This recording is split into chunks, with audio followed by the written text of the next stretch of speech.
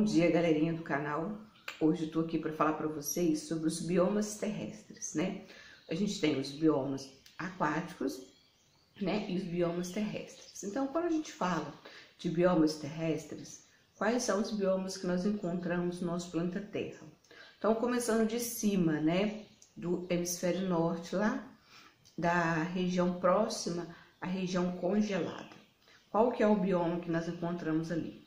Então, é a tundra. Logo após a região congelada, né, a região coberta por gelo, o primeiro tipo de bioma, o primeiro tipo de vegetação que nós encontramos é a tundra, tá? Ela circunda o Polo Norte e ela tem 2 estações do ano somente. O verão, que é de duração curta, mas em torno de 2 a 3 meses, e o inverno, né, que dura o restante do ano. Na tundra, a vegetação ela é pouco exuberante, ou seja, ela é bem simples, formada principalmente por musgos, né, e líquens. As temperaturas na tundra são muito baixas, né, e não existem nem árvores, tá, gente? Por causa da seca fisiológica, ou seja, porque como é uma região muito fria, os rios tendem a congelar e as plantas não conseguem absorver água pelas suas raízes. Outra questão, a fauna. Quais são os animais que vivem na tundra?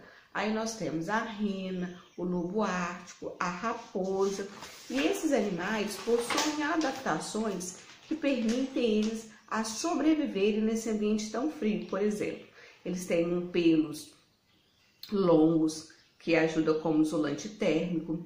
Eles têm uma hipoderme, que é uma camada abaixo da pele, que é rica em células adiposas, né, que ajudam a manter a temperatura. As extremidades corporais, como orelhas, caudas, são menores para diminuir a perda de calor. Alguns animais sobrevivem cavando tocas sobre a neve, que assim se protegem dos frios. E o interessante é que os insetos dessa região, eles permanecem dormentes durante o inverno, ou seja, eles hibernam durante o inverno, tá?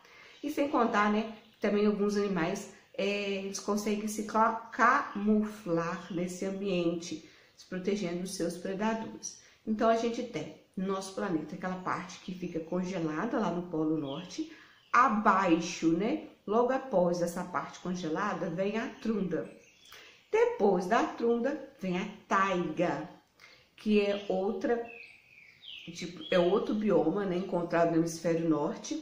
E a taiga já é um bioma que já possui árvores, principalmente as coníferas, né, aquelas árvores em formas de cone.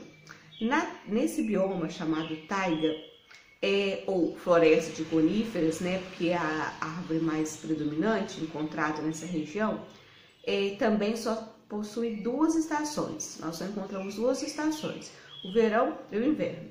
O verão dura 3 a 6 meses, com dias um pouco mais quentes, né, porque recebe mais iluminação do sol, e o inverno é mais rigoroso, de 6 a 9 meses. Como quando a gente fala da taiga, né, essa floresta de coníferas, ela possui adaptações nessa região também fria. A taiga é rica em coníferas, e essas coníferas são árvores em formato de cone e que têm as folhas modificadas, na semelhança mais ou menos de uma agulha, tá? São as folhas chamadas aciculares. As coníferas, então, elas, na época do inverno, quando neva, o formato delas faz com que elas consigam, essa neve vai escorrendo e ela não fique pesada e ela consiga sobreviver nesse ambiente.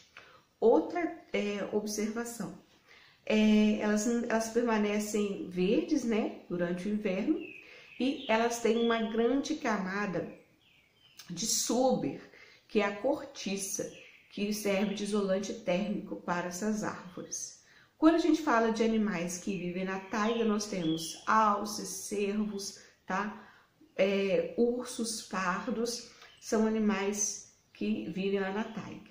Então, depois da taiga, eu já vou falar para vocês o próximo bioma. Então, como eu prometi, eu estava falando da taiga, né? A gente está começando de cima para baixo, né? Do polo norte do nosso planeta até a parte central dele, né? Então, a gente vai falar, eu já falei então da tundra e da taiga. Agora, depois, vem as florestas temperadas, tá? Então, nas florestas temperadas, a gente também já encontra espécies de árvores maior, né? Que são carvalhos, magnólias, tá? E aí, essas árvores já funcionam diferente das coníferas. Elas perdem as suas folhas no fim do outono para proteger, para evitar a evaporação, a transpiração da planta, evitar que a planta transpire muito e a árvore morra, né? Então, é uma forma dela conservar a água no corpo dela durante o inverno. Então, essas plantas, essas árvores encontradas nas regiões das florestas temperadas, por exemplo, a gente tem o hemisfério norte, que é leste dos Estados Unidos, na Coreia, no Japão e parte da China, elas chegam a perder todas as folhas no outono para se preparar para o inverno.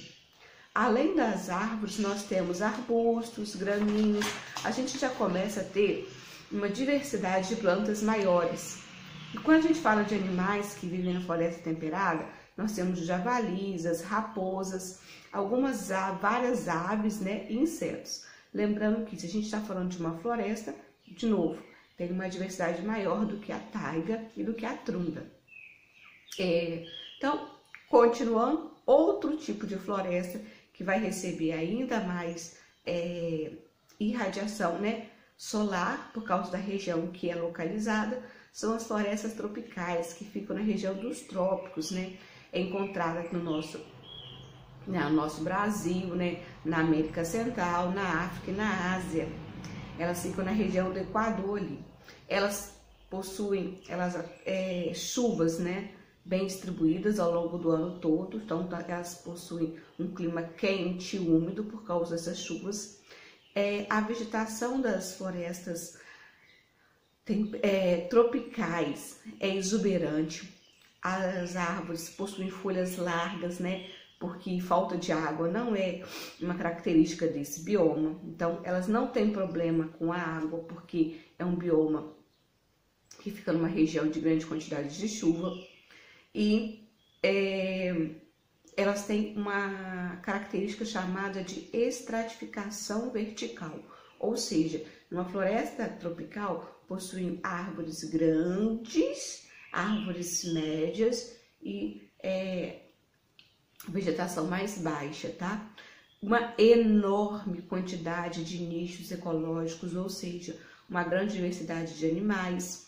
E a gente tem que lembrar que o interessante é que as florestas tropicais, apesar de serem florestas com uma grande diversidade de vegetação, o solo da floresta tropical, ele não é um solo rico porque possui a floresta. Se essa floresta for retirada, o solo vai ficar desprotegido e a água da chuva vai levar todos os minerais e nutrientes encontrados nesse solo, deixando o solo então pobre. Então, o que acontece, um tipo de floresta tropical que nós temos, é a nossa floresta amazônica.